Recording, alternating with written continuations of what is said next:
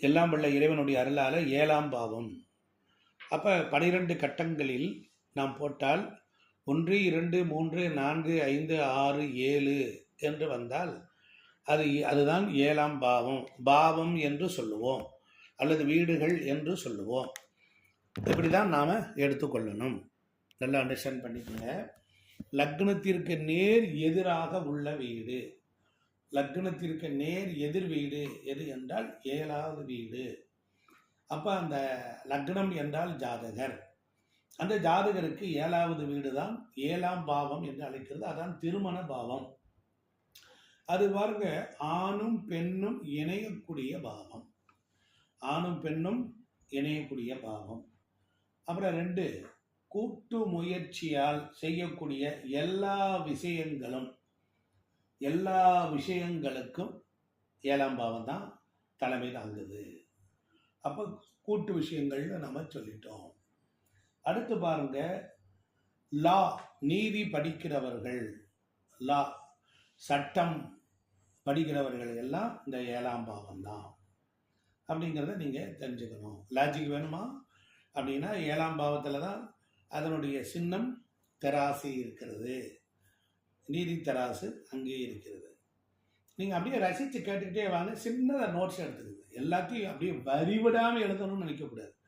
அப்படி ஒரு காரகத்துவத்தை அவர் லேசாக பண்ணிட்டா போதும், நம்ம வார்த்தையை இணைக்க தெரிய வேண்டும்.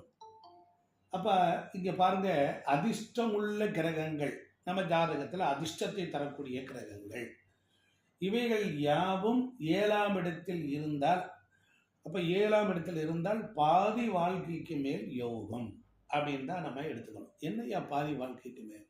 லக்னத்திலேருந்து 6 கட்டம் நமக்கு சொந்தம். 6 கட்டத்துக்கு மேலே 7வது கட்டத்தில் இருந்து 12 வரையிலும் எதிர்பால் இனத்தவருக்கு சொந்தம். ஸோ அப்போ வாழ்க்கையில் ஃபர்ஸ்ட் ஆஃப் அப்படிங்கிறத விட செகண்ட் ஆஃப் 7 கட்டத்துக்கு மேலே கிரகங்கள் இருந்தாலே லைஃப்பில் பிற்பகுதியில் நமக்கு ஒரு யோகம். இதெல்லாம் நீங்கள் ஒரு ஜாதகத்தை பார்த்த உடனே நீங்கள் சொல்லணும், 7க்கு மேலே கிரகம் இருக்கா சார், திருமணத்திற்கு பிறகு உங்கள் வாழ்க்கை நல்லா இருந்தது சார்னு கேட்டால் ஆமாம் ஆமாம் ஆமாம் ஆமாம் அப்படிம்பார்.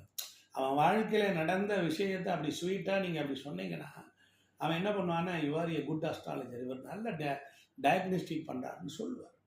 இதுக்கு இந்த வார்த்தை பொருந்தும். அப்புறம் பாருங்க, பிறந்து வளர்ந்த போது நாம் தாய் தந்தையரோட அரவணைப்பில் வளர்கிறோம். பிறந்து வளர்கிற போது தாய் தந்தையருடைய அரவணைப்பில் வளர்கிறோம். அரவணைப்பில் வளர்ந்த பிறகு பாருங்க, வளர்ந்த பிறகு வாழ்க்கையில் வளர்ந்துட்டோம். வளர்ந்த பிறகு நமக்கு என்ன தெரியுது அப்படின்னா, மீண்டும் ஒரு வாழ்க்கையை ஆண் பெண் இணைவோடு வாழ்வதற்கு இந்த 7ஆம் பாவம் நமக்கு ரொம்ப துணையாக இருக்குது. அப்போ வளர்ந்த போது ஒரு குறிப்பிட்ட ஸ்டேஜுக்கு மேலே, நல்லா கவனிக்கணும், வளர்ந்த போது ஒரு குறிப்பிட்ட ஸ்டேஜுக்கு மேலே ஆண் என்றால் பெண், பெண் என்றால் ஆண், இருவருக்கும் ஒரு துணை வேண்டும், இல்லை லாங் லைஃப் கொண்டுட்டு போகணும்.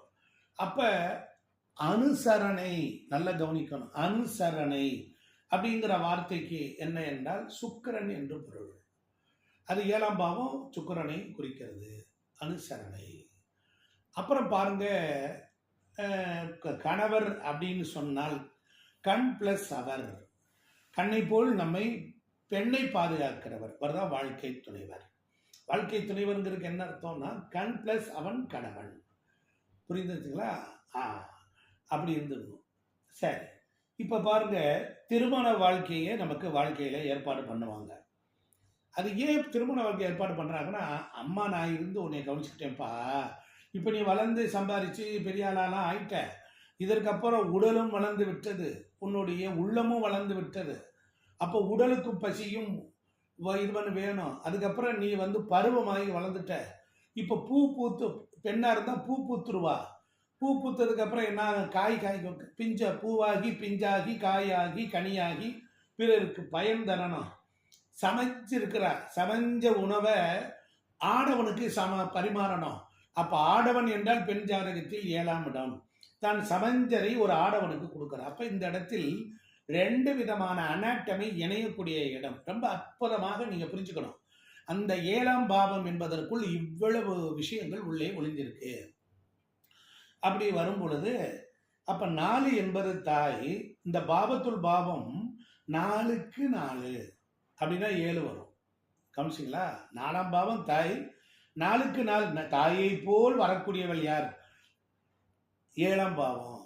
அவள் மனைவி, தாய்க்கு பின் தாரம். தாய்க்கு பின் தாரம். அந்த தாரம் என்ன செய்யறா? நம்மளோடு இணைந்து நம்மளுடைய விதையை அவள் ஏற்றுக்கொண்டு, அவள் பூமாதேவியின் அம்சமாக இருக்கிறார். அவள் நிலமகளாக இருக்கிறாள். ஆணோ விதையாக இருக்கிறான். இந்த விதை ஆணினுடைய பெண்ணினுடைய தாயின் சோனிதம், தந்தையின் சுக்குலம். அந்த சுக்குலம் அந்த சோனிதத்துக்குள் உள்ளே போய் ஒரு மகவாயாக உற்பத்தியாகி வருகிறது. அப்போ குழந்தை பேர். அப்போ ஒரு ஆண்மகனை என்னவா? அப்ப ஒரு ஆணுக்கு பொறுத்தளவில் பெண்ணுடைய பங்கு எப்படி? ஆணுக்கு ஏன் பெண் தேவை? நல்லா கவனிக்கணும், நல்லா கவனிக்கணும். ரொம்ப இந்த வகுப்பை நீங்க புரிஞ்சுக்கிட்டீங்கன்னா இனிமேல் பெண்ணுக்கு ரெஸ்பெக்ட் கொடுக்கலன்னா நீங்க கொடுத்துருவீங்க. உங்க மனைவி, திருமணமானவர்கள் எல்லாரும் மனைவியை இன்று முதல் காதலிப்பார்கள். அவை எப்படியோ பஜாரியோ இதா இருக்கோ அதை பத்தியெல்லாம் கவலை இல்லை. உங்களுக்கு அனுசரணையாக இருக்கக்கூடியவள் யார் என்றால் மனைவி தான். அதனாலதான் சுக்கிரனுக்கு அனுசரணை அப்படின்னு பேர். அப்ப திருமண வாழ்க்கை ஏற்பாடு பண்ணுவாங்க. தாய்க்கு பின் தாரம். அம்மா ஒரு காலகட்டத்துக்கு அப்புறம் நம்மை பேணி பாதுகாக்க தாரம் தேவை. அப்ப ஆண் பெண் இணையக்கூடிய இடம் எது? நல்ல ஆண் பெண் இணையக்கூடிய இடம் அது 7ஆம் பாவம். நீங்க அதெல்லாம் மைண்ட்ல ஏற்றிக்கணும். ஆண் பெண் இணையக்கூடிய இடம் 7ஆம் பாவம். அதுக்கு நல்ல கவனிச்சிங்கன்னா நீங்கள் இந்த பாயிண்ட்ஸ் எல்லாம் நோட் பண்ணிட்டீங்கன்னா பிறகு வந்துச்சுன்னா வச்சுக்கோங்க. முதல்ல வந்த உடனே நான் சொல்லி தரேன், இடையிலே சொல்கிறேன் நான். அப்போ ஆண் பெண் இணையக்கூடிய இடம். அப்போ ஜோதிடத்தில் திருமண பாவம் 7ஆம் பாவம். 7ஆம் பாவம். ஆண் பெண் இருவர் கூடி தாம்பத்தியம், அதாவது சந்ததியை விருத்தி செய்வார்கள். விருத்தி செய்வார்கள். அப்போ ஆண் பெண் இருவர் கூட்டு முயற்சி செய்யக்கூடிய, அதாவது லைஃப் பார்ட்னர்ஷிப். ஆங்கிலத்தில் ரொம்ப அற்புதமான விஷயம், லைஃப் பார்ட்னர்ஷிப். அதுக்கப்புறம் என்ன? The team work. 2 பேர் சேரணும், டீம் ஒர்க். அதுதான் 7ஆம் பாவம். அப்போ இதோடு இப்படி நான் நிறுத்திக்கிட்டேன். இந்த திருமண சப்ஜெக்டை இப்படி நிப்பாட்டிக்கிட்டு மீண்டும் 7ஆம் பாவத்தின் அடுத்த கான்செப்டுக்குள்ள உள்ள வரப்போறேன். கவனிங்க. அப்ப லக்னம் என்றால் ஜாதகர் தனித்த மனிதன். தனித்த மனிதன் குடும்பத்தில் இருந்தான், இளைய சகோதரனோடு இருந்தான், தாயாரோடு அன்பு செலுத்தினான், வீடு வண்டி வாகனங்களாக இருந்தான். அவனிடத்தில் 5 என்கிற அறிவு பரிணாமம் அடைந்தது. படித்தான், உயர் கல்வி கற்றான், 6 என்கின்ற ஊழியத்திற்குள் போனான், அதோடு நின்று விட்டான். இப்போ ஒரு மனிதன் வெளி உலகத்தோடு தொடர்பை ஏற்படுத்தக்கூடியது எது என்றால் 7th ஹவுஸ். அதான் கூட்டு பாவம் அப்படின்னு அர்த்தம். அப்ப பாருங்க, ஒன்றுக்கும் மேற்பட்டவர்களை இணைச்சு செய்யக்கூடிய வேலை 7ஆம் பாவம். ஒன்றுக்கும் மேற்பட்டவர்களை இணைத்து செய்யக்கூடிய வேலை 7ஆம் பாவம். நல்ல வார்த்தையை கவனிங்க. இதுதான் ஜோசியம். எழுதுனா புத்தக வீங்கும், மை தீரும். மண்டையில் ஏற்றினால் அறிவு வளரும், தக்க சமயத்தில் உதவும். அப்புறம் பாருங்க, 7ஆம் இடத்தை ஒரு தொழிலுக்கு ஒரு பார்ட்னர். ஒருத்தரோட சேர்ந்து செய்யலாமா, இணைஞ்சு செயல்படலாமா, ஒரு பார்ட்னர் சேர்க்கை அப்படின்னு சேர்க்கலாமா அப்படின்னு ஒரு கேள்வி ஒருத்தர் கேட்டார்னா 7ஆம் பாவம் நல்லா இருக்கணும். 7ஆம் பாவத்தை பார்க்கணும். அப்புறம் பாருங்க, செகண்ட் பாருங்க, அது மட்டும் நின்றுக்க கூடாது, பல கோணங்கள்ல பார்க்கணும். 7ஆம் வீட்டில் நின்ற கிரகம் அது ஒரு சைத்தானிக்கு பச்சா வேலையை செய்யும். 7ஆம் வீட்டின் அதிபதி யாரு? 7ஆம் வீட்டில் யார் இருக்கா? 7ஆம் வீட்டினுடைய நட்சத்திரத்தை வாங்கிய கிரகங்கள் எங்க இருக்கிறது? அப்ப 7ஆம் வீட்டு கிரகம். அப்ப 7ஆம் வீட்டின் அதிபதினு ஒருத்தர் இருப்பார்ல, நல்லா கவனிங்க. ஏற்கனவே தெரிஞ்சதா இருந்தாலும் திருப்பி உன்னி கவனிச்சிங்கன்னா புதுசா 10 பாயிண்ட் உள்ள உங்களுக்கு விழுகும். யாருடன் தொடர்புல இருக்கிறார் அந்த அதிபதி? 7ஆம் வீட்டின் அதிபதி நின்ற நட்சத்திரம் நல்லா இருக்கா? ஒரு அதிபதி நிற்பார்ல, அவர் வீட்டில் இருக்கிறாரா, எதிர்த்த வீட்டில் இருக்கிறாரா, பக்கத்தில் இருக்கிறாரா, மறைஞ்சிருக்கிறாரா, அவருக்கு வீடு கொடுத்தவன் நல்லா இருக்கானா? இதை யாரும் கவனிக்கிறதே இல்லை. வீடு கொடுத்தவன் நல்லா இருக்கானா? அவன் நின்ற நட்சத்திரத்துக்குன்னு ஒரு அதிபதி இருப்பார், அவர் கெட்டுட்டாரா, அவர் புஸ்வானம் ஆயிட்டாரா? இவ்வளவும் நம்ம பார்க்க வேண்டிய பொறுப்பு இருக்கு. இது எதுக்கு தெரியுமா? இதெல்லாம் நீங்க டீச்சிங்ல தெரிஞ்சுக்கிட்டீங்கன்னா, ஜாதகம் பார்க்க போகும்போது பார்த்தீங்கன்னா, ஐயா உங்களோட கூட்டு வகைகளில் ஏதாவது சேர்ந்து ஒரு ப்ராப்ளம் ஆகி சிக்கலாகி ஒரு தடங்கள் வரும், தடை வரும் அப்படின்னா என்ன சொல்லணும்? ஆமாய்யா கரெக்டாக சொல்கிறீங்க அப்படின்னார். அப்போனா என்ன அர்த்தம்? அவன் நெருங்கிடுவான். ஜோதிடரை எடை போடும் தராசு 7ஆம் பாவம். ஜோதிடரை எடை போடும் பாவம் 7ஆம் பாவம். இங்கே அதை புரிஞ்சுக்கணும். அப்புறம் பாருங்க, இப்படி பல கோணங்கள்ல போய் போய் நாம பார்க்கணும். அப்ப 7ஆம் இடம்னா கூட்டு முயற்சி. அப்ப நம்ம ஒரு ஆளோட சேர்ந்து ஒரு தொழில் செய்யலாமா அப்படின்னு ஒருத்தன் கேட்கிறான்னா அதுக்கு 7ஆம் பாவம் பார்க்கணும். ஒரு பெரிய ப்ராஜெக்ட் டீமை நாம செய்யலாமா, ஒரு பெரிய ப்ராஜெக்ட் செய்யலாமா அப்படின்னு பார்க்கணும். ஒரு பெரிய ப்ராப்பர்ட்டியை வாங்குறோம், ஒரு ஆளாக அது இன்வெஸ்ட்மெண்ட் பண்ண முடியல, ஒரு ஆளால் இன்வெஸ்ட்மெண்ட் பண்ண முடியல, ஒரு 200 கோடி 300 கோடி அப்படின்னா ஒரு 2 பேர் 3 பேர் ஜாயின் பண்ணி இன்வெஸ்ட்மெண்ட் பண்ணுவாங்க. பார்த்துருப்போம், நம்ம நிறைய இடங்கள்ல காதால கேட்டிருப்போம், பார்த்துருப்போம். அதை ரீஸ்ட்ரக்சர் பண்ணி சேல்ஸ் பண்ணிடுவாங்க. அதில் ஒரு பெரிய பெரிய வில்லா ஹவுஸ் கட்டுவாங்க, அதில் பெரிய பெரிய காம்ப்ளெக்ஸ் கட்டுவாங்க, இண்டிபெண்ட் ஹவுஸ் கட்டுவாங்க, பெரிய பெரிய அப்பார்ட்மெண்ட் கட்டுவாங்க, கட்டிட்டு அதை சேல்ஸ் பண்ணுவாங்க. அப்படி சேல்ஸ் பண்ணும்போது அந்த மாதிரி சேல்ஸ் பண்ணுவாங்க. அப்படி சேல்ஸ் பண்ண போகும்போது பாருங்க, அது ஒரு ப்ராப்பர்ட்டி, அந்த மாதிரி அதில் ஒரு ப்ராப்பர்ட்டியை வந்து எல்லாருக்கும் பிரிச்சுக்குவாங்க. நல்லா கவனிக்கணும், இந்த வார்த்தையை கவனிக்கணும். ப்ராப்பர்ட்டியை ஷேர் பண்ணுவாங்க. அப்படி ஷேர் பண்ணும்போது இப்போ நான் வந்து நானும் பரமேஸ்வரன் ஐயா, முருகன் ஐயா 3 பேரும் சேர்ந்து ஒரு 200 கோடிக்கு சென்னையில் ஒரு இடத்துல இடம் வாங்கியிருக்கோம். ஒரு ஆள் பில்டர்ஸ் வந்தார். அவர் வந்தோடனே உங்கள் இடத்துல நீங்கள் போட்டு கொடுத்து பில்டிங் கட்டுங்கன்னாரு. ரைட், ஓகே, பில்டிங் கட்டினாரு. எங்களுடைய ப்ராஃபிட்டில் வந்து அவருடைய இன்வெஸ்ட்மெண்ட் கேபிட்டல் தவிர, பில்டிங் இன்வெஸ்ட்மெண்ட் தவிர மற்றதுபடி லாபம் வரும்ல, அதில் பார்த்தீங்கன்னா ஒரு ஷேர் கொடுப்பாங்க. கொடுக்க போகும்போது பார்த்தீங்கன்னா இது மாதிரி பலரோடு இணைந்து செயல்படுவதில் கிடைக்கக்கூடிய ப்ராஃபிட்டுக்கு 7ஆம் பாவம் நல்லா இருக்கணும். 7ஆம் பாவம் பெர்மிட் பண்ணணும். இல்லைன்னா என்ன பண்ண, அவனோட ஜாயின் பண்ணி அவன் போயிட்டான் சார் அப்படின்னு சொல்கிறோம் இல்லையா, சங்கு சார் ஆட்டையை போட்டான் சார் அப்படின்னு சொல்கிறான்ல, அது மாதிரி அப்படிலாம் இருக்கணும். இதெல்லாம் நம்ம பார்க்குறதுக்கு 7ஆம் பாவம் பாருங்கள். சும்மா வெறும் 7 திருமணம் அப்படின்னு இருந்தால் பார்த்தார். அப்படி ஒரு மைசூர் பார்க்க ஒரு ஸ்வீட்டை அப்படி சிந்தாமல் சட்டையில் பண்ணாமல் வாயில் அப்படி கடிச்சு போடுறாரு பாருங்க. என்ன எகத்தாளம் பாருங்க. அப்போ 7ஆம் பாவம் பாருங்க, ஒரு சினிமா படம் இப்படி தான் எடுப்பாங்க. ஒரு அரசியல் கூட்டணி, ஒரு அரசியலில் ஒரு கூட்டணி வைக்கிறாங்க. இந்த 7ஆம் பாவம் அவங்களுக்கு நல்லா இருந்தால் தான் அவங்க சிறப்பாக இருப்பாங்க. அப்போ இதெல்லாம் பாருங்கள். இந்த கான்செப்டை விட்டுட்டு இன்னொரு பக்கம் வந்துட்டேன். இதை விட்டுட்டேன். முதல்ல திருமணத்தை பற்றி பேசணும், அப்புறம் பார்ட்னர்ஷிப்பை பற்றி பேசணும், பிஸ்னஸை பார்த்தணும். இப்போ பாருங்க, பொது ஜனம் கூடக்கூடிய இடம் எல்லாம் 7ஆம் பாவம். பொது ஜனம் கூடக்கூடிய இடம், திருவிழா கூடக்கூடிய இடம் 7ஆம் பாவம். கூட்டத்தை கூட்டுகிற சக்தி. இப்போ வந்து நடிகர் சூரிய நாராயணன் வர்றார், விஜய் மாதிரி வர்றாருன்னா கூட்டம் கூடுமா?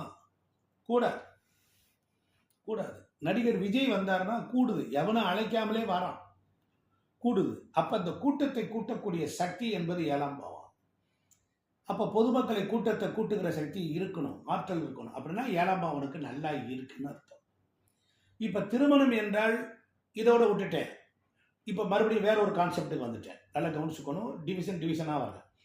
இப்ப பாருங்க, திருமணம், முருகன் சார் திருமணம் நடைபெற இடம் சார், அங்க கூட்டமா தானே ஆள் வருவாங்க, கூட்டமா வருவாங்க. அப்போ கூட்டமா வர்ற மண்டபம்னா எல்லாரும் கூடும் இடம் கூட்டம். அப்போ பாருங்க, சொந்தக்காரங்க கூடுறாங்க. நம்ம வீட்டில் ஒரு விசேஷம் சொல்லியிருக்கோம், எல்லாரும் வந்துட்டாங்க, சித்தி வீட்டில் வந்துட்டாங்க, பெரியம்மா வந்துட்டாங்க, எங்கள் அப்பாவோட அத்தா வந்துட்டாங்க அப்படின்னா அது வழக்கத்தை மீறி ஒரு 30-40 பேர் கூட்டம் கூடிடுச்சு அப்படின்னா மாடியில் 2 பேர் படுத்துக்கிட்டாங்க, கீழே காலில் படுத்துக்கிட்டாங்க, குழந்தைகள் பண்ணிட்டாங்க, ஜேன்னு இருக்கும். அப்படின்னா சில வீடுகளில் சொந்தக்காரங்க கூடவே மாட்டுறாங்க. அப்படின்னா என்ன அர்த்தம்? 7ஆம் பாவம் கட்டுப்பை கிடக்கும். நீங்கள் நல்லா கவனிக்கணும். அப்புறம் பாருங்க, நண்பர்கள் வருவாங்க. இப்போ சொந்த ஒரு திருமணம் அப்படின்னா நண்பர்கள் வருவாங்க, அதுக்கப்புறம் சொந்தக்காரங்க வருவாங்க, ஆமாம், எல்லா தரப்பு மக்களும் வருவாங்க, பொது ஜனங்களும் வருவாங்க. இது எல்லாம் இந்த 7ஆம் பாவத்தோட நாம் மென்கள் ஆகிட்டே போகணும். பாருங்க, இதோட ஒரு பெரிய விஷயம் பாருங்க. இந்த சப்ஜெக்ட் அப்படியே நிப்பாட்டிட்டு மறுபடியும் 7ஆம் பாவத்துக்கு பாருங்க. கடைவீதி கலகலக்க, கடைவீதி கலகலக்க, கடைவீதியில் என்ன இருக்கு? அப்படி ஆகா, அப்படி போடு, அப்படி போடு. 7ஆம் பாவங்கிறது வந்து கடைவீதி. கடைவீதியில் கூட்டம் கூட்டமாக இருப்பாங்க, பார்த்துருக்கீங்களா? தராசு உள்ள இடங்கள். தராசு இல்லாமல் இருக்குமா கடையில்? எல்லா கடையிலையும் தராசு இருக்கு. அப்போ வீதி அந்த வியாபாரத்தில், அப்போ கடை வீதி தராசை கொண்டு எங்கே வச்சுருக்காங்க? 7ஆம் பாவத்தில் தான் தராசை வச்சுருக்காங்க. அதோட விட்டுருக்காங்களா? நீதிமன்றத்திலையும் தராசு இருக்கு. நீதிமன்றத்திலையும் தராசு இருக்குது. பாருங்க, அப்படின்னா என்ன அர்த்தம்? நீதிமன்றத்தில் என்ன இருக்கணும்? சட்டம், லா. அப்போ ஒருத்தருடைய ஜாதகத்தில் 5, 9 7ஆம் பாவத்தோட கனெக்ட் ஆனால், இப்போ உயர்கல்விக்கான இடம் வந்து 5, 9. 5ஆம் பாவம் 9 உயர்கல்வி.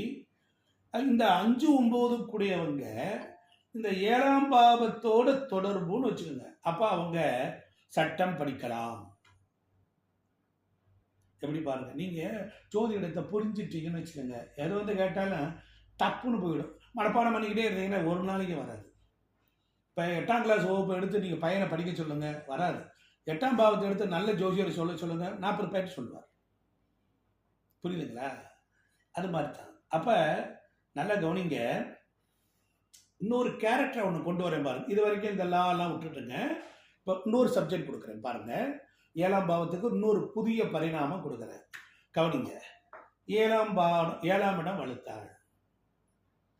7ஆம் இடம் வலுத்தா என்ன சொல்ல போறேன்? ஒரு 5 பாயிண்ட்ஸ் கொடுக்க போறேன். அது உங்களுக்கு யூஸ்ஃபுல்லாக இருக்கும். பாருங்க, ஒருத்தருக்கு 7ஆம் இடம் வலுத்துருக்கு, சட்டப்படி வாழ்றாருங்க.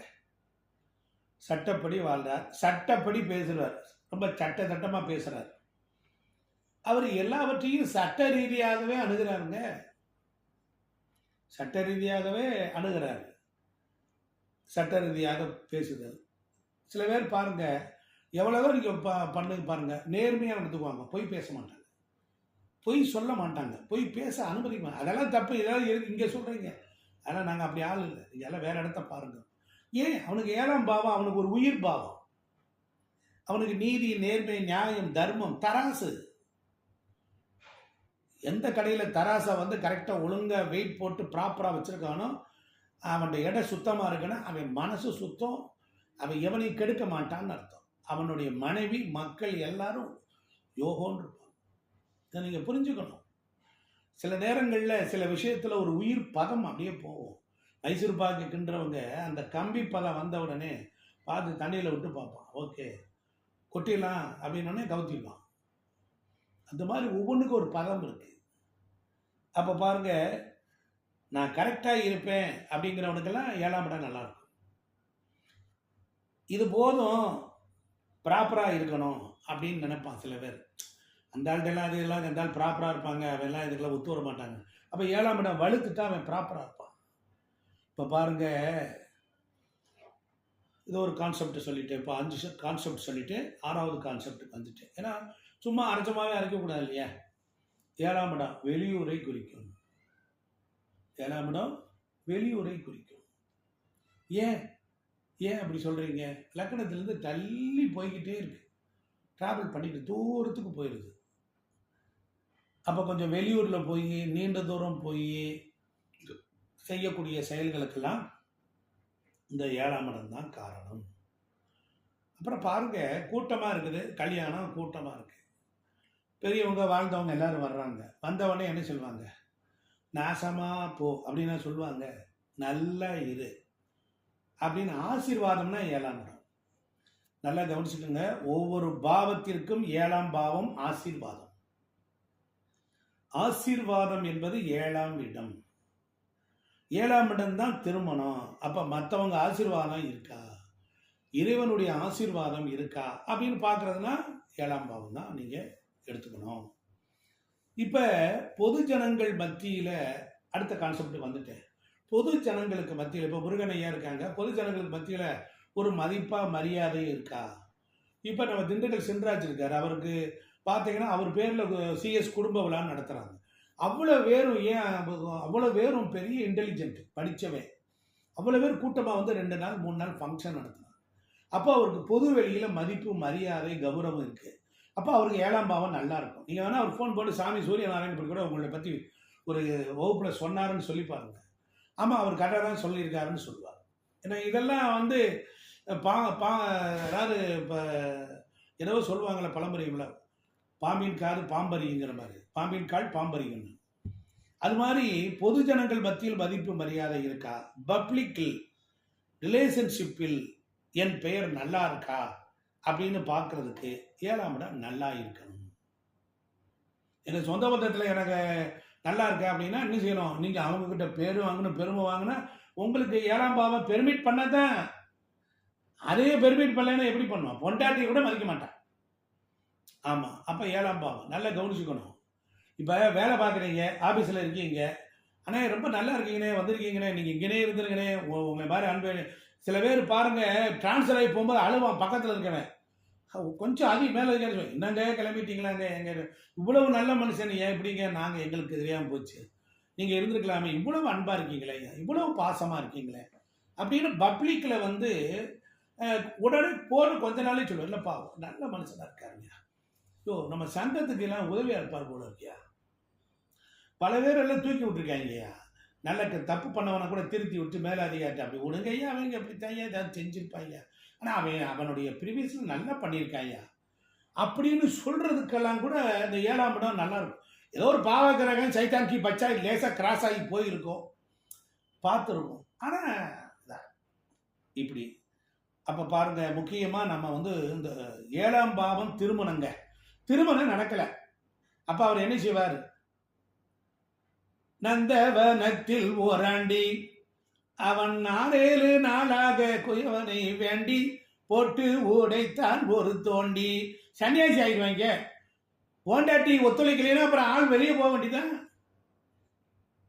இப்போ எங்கள் ஆள் ஒரு ஆள் போயிருக்காரு, தலிக்கு போயிருக்காரு, போய் சன்னியாசி தான், போய் உட்காரு, மலை பிரதேசத்தில் குளிர்ச்சியாக இருக்குது, உட்காரு, அவ்வளோதான். நீ சிம்லா மாதிரி இருக்கு.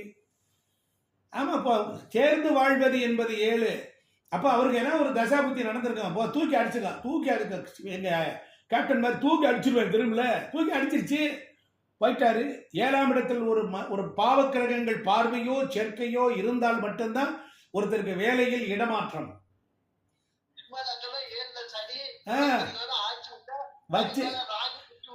வச்சான் எங்க அப்பையும் வந்தான்ல, எங்க தாய் மாமியார் ராகு வந்தான்ல, சொல்லி பார்த்தான்ல. இதெல்லாம் நீங்க தெரிஞ்சுக்கணும். பாருங்க, கை பொண்ணுக்கு கண்ணாடின்னு ஒரு ஆள் போய் சிக்கி சீட்டி அடிச்சுக்கிட்டு இருக்காரு. ஆமா, அப்ப இந்த 7ஆம் பாவம் அதான் ரொம்ப முக்கியம். 7ஆம் பாவம் நல்லா இருக்கு, திருமணம் ஆகலைன்னா சன்னியாசி. 7ஆம் பாவம் சன்னியாசின்னு எழுதிக்கணும். ஏன் சாமி அப்படி சொல்றீங்க? கல்யாணம் ஆனால் வாழ்வாண்டா, இல்லையானா வேற என்ன பட்டையும் கொட்டையும் போட்டு திருவண்ணாமலையில் போய் உட்காந்துருப்பாண்ட. ஆமாம், தாடி வளர்த்துட்டு இருப்பான், புரிந்து கொடுத்தோ இல்லையோ. ஆமாம். அப்போ 7ஆம் பாவம், இப்போ 7ஆம் பாவம் நல்லா இருக்கு, சரி பொழைச்சு போ. அவர் போய் 5, 9, 11 இருக்கிறார். 7ஆம் பாவாதிபதி போய் 5, 9, 11 இருக்கிறார், லக்னத்தில் இருக்கிறார். அப்படின்னா என்ன இருக்கும்? சூப்பர் சுண்டல் நல்லா இருக்கு. நைட்டே சுண்டலை ஊற வச்சிருந்தா காலையில் எடுத்து தாளிச்சா சூப்பராக இருக்கும். 1 மணி நேரத்துக்கு முன்னால் போட்டால் நற்கட்சி தான் கிடக்கும். எப்படி? அப்போ லக்னத்தில் இருக்கார். அதிர்ஷ்டமுள்ள கிரகங்கள் எல்லாம் 7ஆம் இடத்துல இருக்குதுன்னு வச்சுக்கோங்க. வாழ்க்கைக்கு பாதி வாழ்க்கைக்கு மேலே யோகம், பாதி வாழ்க்கைக்கு மேலே